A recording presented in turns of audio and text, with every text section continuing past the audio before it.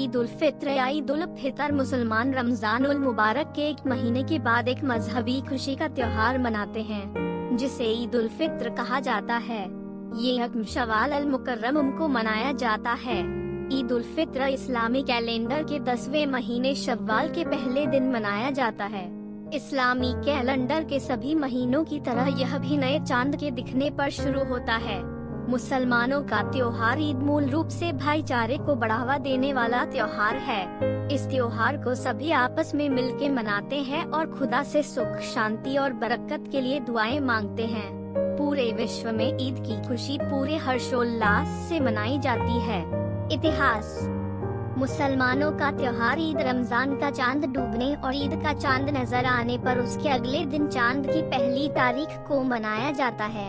इस्लाम में 2 ईदों में से यह एक है। दूसरी ईद उल जुहा या बकरीद कहलाती है। पहली ईद उल फितर पैगंबर मोहम्मद ने सन 624 ईस्वी में जंगे बदर के बाद मनाई थी।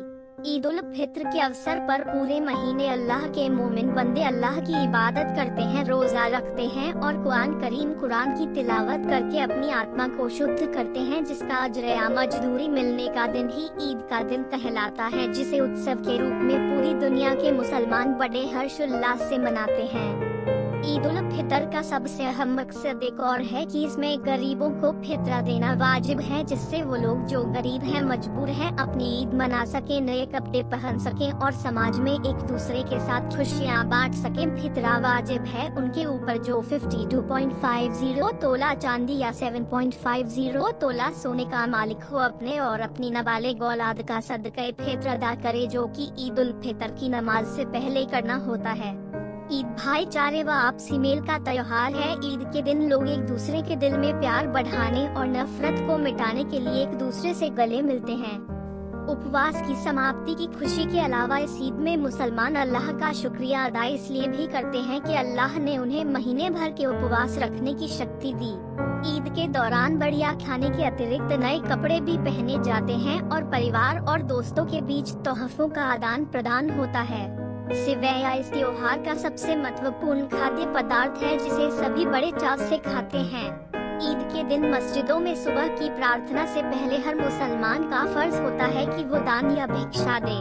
इस दान को ज़कात उल फितर कहते हैं। यह दान 2 किलोग्राम कोई भी प्रतिदिन खाने की चीज का हो सकता है, मिसाल के तौर पे आटा, या फिर 2 किलोग्रामों का मूल्य भी। से पहले यह ज़कात गरीबों में बांटा जाता है। उपवास की समाप्ति की खुशी के अलावा इस ईद में मुसलमान अल्लाह का शुक्रिया अदा इसलिए भी करते हैं कि अल्लाह ने उन्हें पूरे महीने के उपवास रखने की शक्ति दी। ईद के दौरान बढ़िया खाने के अतिरिक्त नए कपड़े भी पहने जाते हैं और परिवार और दोस्तों के बीच तोहफों का आदान प्रदान होता है। सेवैया इस त्योहार की सबसे जरूरी खाद्य पदार्थ है, जिसे सभी बड़े चाव से खाते हैं। ईद के दिन मस्जिदों में सुबह की प्रार्थना से पहले हर मुसलमान का फर्ज है कि वो दान या भिक्षा दे। इस दान को ज़कात उल फितर कहते हैं। महत्व। ईद का पर्व खुशियों का त्योहार है।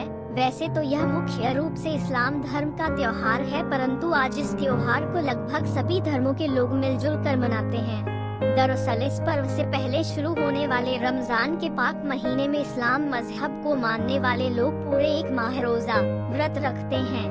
रमजान महीने में मुसलमानों को रोजा रखना अनिवार्य है, क्योंकि उनका ऐसा मानना है कि इससे अल्लाह प्रसन्न होते हैं। यह पर्व त्याग और अपने मजहब के प्रति समर्पण को दर्शाता है। यह बताता है कि एक इंसान को अपनी इंसानियत के लिए इच्छाओं का त्याग करना चाहिए, जिससे कि एक बेहतर समाज का निर्माण हो सके। ईद उल फितर का निर्धारण एक दिन पहले चांद देखकर होता है। चांद दिखने के बाद उससे अगले दिन ईद मनाई जाती है। सऊदी अरब में चांद एक दिन पहले और भारत में चांद एक दिन बाद दिखने के कारण 2 दिनों तक ईद का पर्व मनाया जाता है। ईद एक महत्वपूर्ण त्योहार है, इसलिए इस दिन छुट्टी होती है। ईद के दिन सुबह से ही इसकी तैयारियां शुरू हो जाती हैं। लोग इस दिन तरह तरह के व्यंजन पकवान बनाते हैं तथा नए नए वस्त्र पहनते हैं। इस कोरोना के दौर में हम अपनी पूरी टीम की तरफ से आशा करते हैं कि आप और आपका परिवार हर मुश्किल से दूर रहे। आपको और आपके परिवार को ईद मुबारक।